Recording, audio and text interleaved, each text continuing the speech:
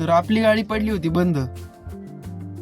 नमस्कार मित्रांनो, स्वागत आहे आपल्या एका नवीन व्लॉग मध्ये. तर काल आपली ऍक्टिवा बंद पडल्यामुळे आपण तिथंच लावून आलतो, त्यामुळे आपण तिला आज आणायला चाललो होतो. बहुतेक पेट्रोलच संपलं असेल. मग काय, आपण चाललो होतो बाटली घेऊन डायरेक्ट पेट्रोल पंपावर. बघू पेट्रोल टाकून चालू झाली तर, नाही तर गॅरेजलाच नाही लागती काय नव्हतं. आपण तर काही निवांत मागं बसलेलो, बाबूरावला दिली ती गाडी चालू. म्हणलं सकाळची थंडी वाजते बघ. मग काय, आलो आपण डायरेक्ट पेट्रोल पंपावर. म्हणलं पेट्रोल टाकून चालू तर चालू. आपण पेट्रोल घेऊस तर बाबूरावने लावली होती गाडी साईडला. म्हणलं आज फोटोशूट करायचे आपल्याला.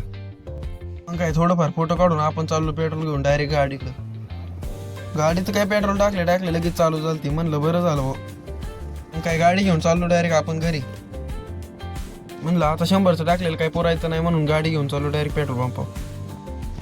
गाडीत हवा पण जरा कमीच होती बरं का. याला हवा भरायला गेलो तो काय हवाच बसा ना हो आपल्याच्यानी. हवा बसली तर नाही मित्रांनो, पण आपण विषय उलटाच करून टाकला. हवाच गेली अख्खी टायरातली. काय मशनीचं एक दुखणं आपल्याला कळाना, काय हवाच येत नव्हती. आपलं पण लय अवघड राव, टायमाच्या वेळेस काम डबल करून ठेवतो आपण.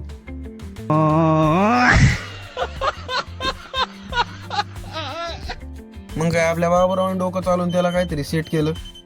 तसा मस्त हुशार आहे बरं का, पण टायमाला डोकं चालतं फक्त.